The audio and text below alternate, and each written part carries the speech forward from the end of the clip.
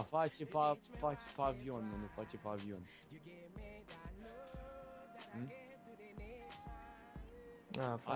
Are VIP-ul numărătaților. Ba da, are VIP-ul.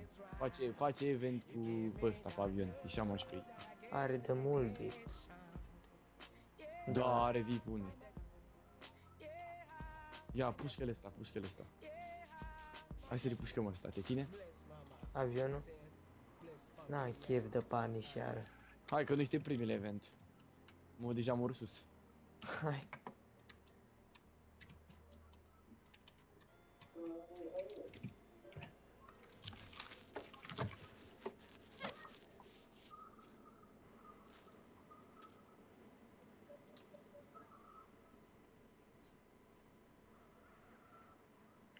Primul la event, sell drugs.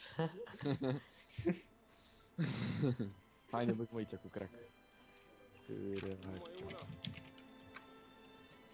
Stai și tu cu toiagul.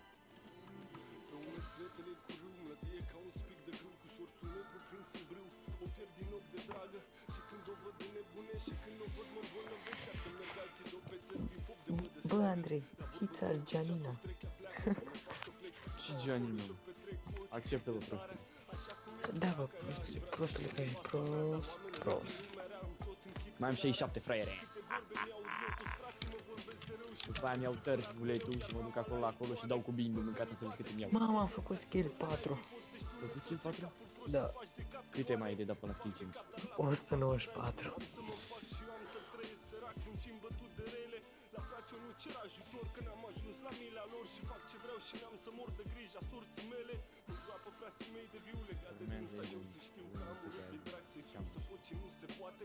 Dar cu pământul ce să faci și ce folos pe voi și faci nevasta dacă nu ți-o place. Parcă văd aici, parcă văd că suntem decât noi doi la event. Ia să scriu 1 2